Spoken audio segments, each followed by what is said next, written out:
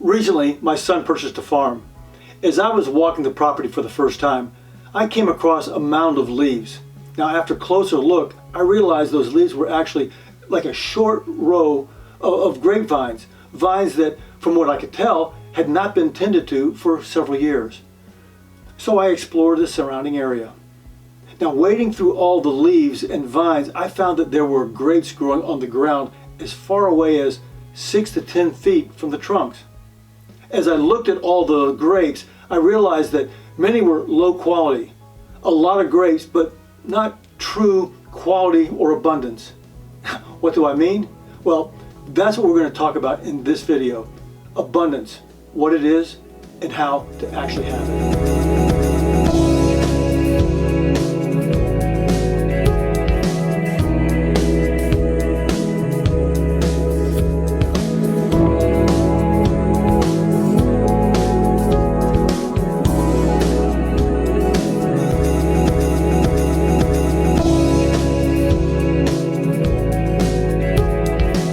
Hey Posse, thanks for joining me in another episode in my life series.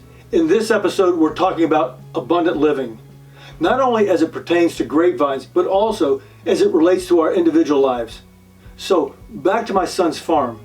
Now, when I say this is a farm, it's not a dairy farm or a farm that produces crops. Really, it's a beautiful piece of property with 60 acres of land and, as much as anything else, potential.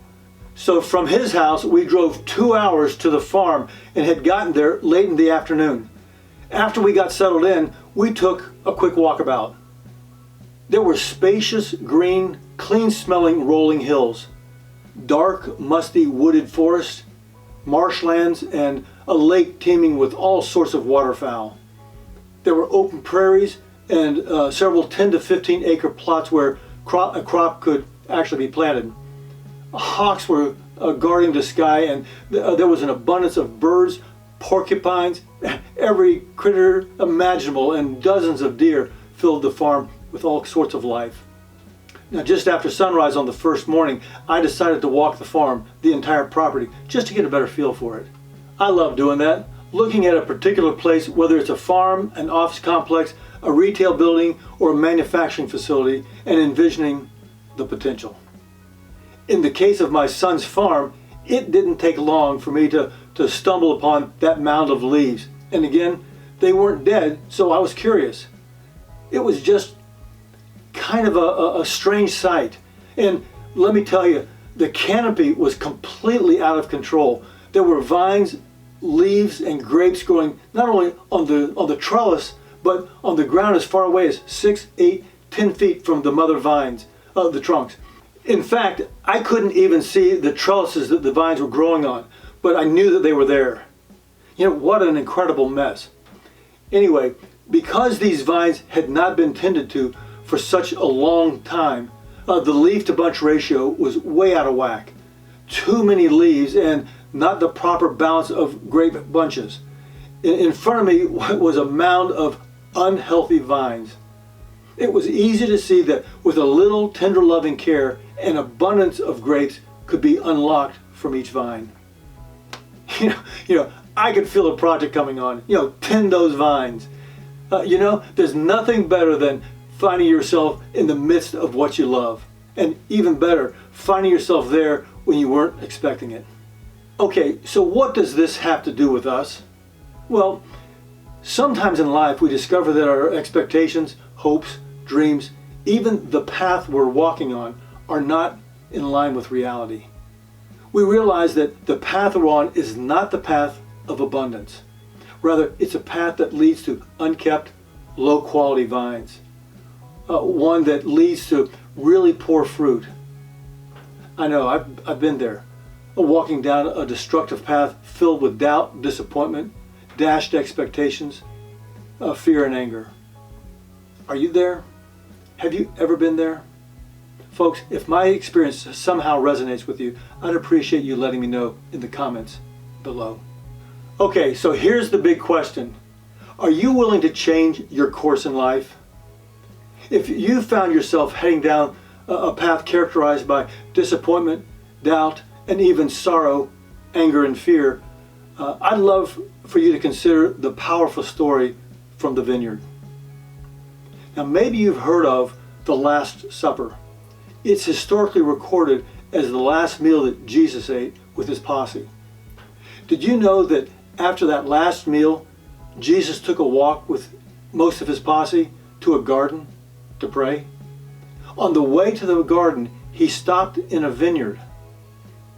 Of all the things he could talk about that night, knowing that it was his final night before being arrested and executed, Jesus took a grapevine branch and talked about a grapevine, pruning it, and producing a bunch of fruit and abundance. Go figure that. Now, it's recorded that Jesus' conversation went something like this: I am the true vine, and my Father is the vine dresser. Every branch in me that does not bear fruit, he takes away. And every branch that bears fruit, he prunes, that it would bear more fruit. I am the vine, and you are the branches. If you abide in me, and I in you, you'll bear much fruit. My Father is glorified when you bear much fruit. You see, abundance is not about having more stuff, but about pruning back, eliminating distractions, and bearing much fruit. It's about real, lasting satisfaction and meaning. A peace that can be realized physically, emotionally, and spiritually.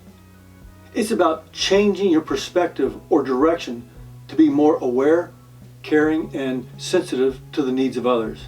More loving. You know, Jesus' posse had every kind of personality that you can think of. You had businessmen, tax collectors, really religious guys who were skeptical and reckless, guileless and scheming, in your face and very soft-spoken. No matter the personality, they wanted and decided to change life's course, get off the path they were on, and submit to the way of their teacher, the way of and to abundance. I have several questions to ask you. Is your life what you want it to be? Do you want to stay on the path you're on, or would you like that abundant life filled with freedom and joy? The reality is, like with me, we can expect it to take a little chipping off of some of the rough edges, also some additional clipping and pruning. But wow, isn't it incredible to look beyond what you see every day and capture a glimpse and a vision of your potential and your future? What are you willing to risk for that?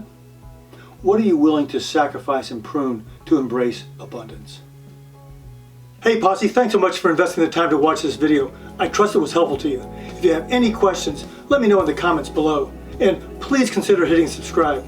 Now, if you're interested in buying some wines, check out this link. We've got some wonderful discounts. And be sure to check out these other videos. Until next time, cheers.